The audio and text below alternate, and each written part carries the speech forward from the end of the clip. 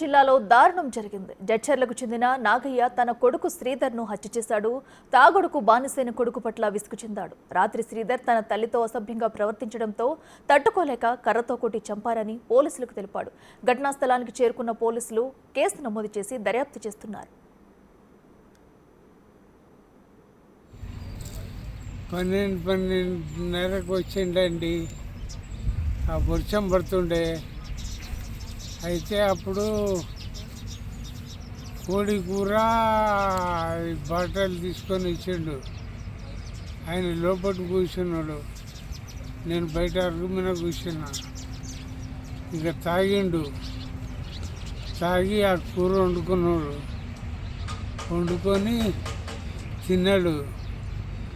తిని అవి ఇవి ఇట్లా తన్ని మా ఆవిడ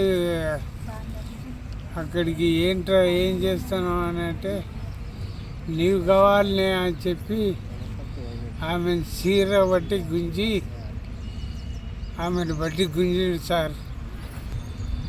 అయితే అప్పుడు నేను వచ్చి, నా భార్యని నా ముందర నీవు ఇంత అవమానం చేస్తావా అని చెప్పి ఆ కట్టెతో కొట్టినా సార్.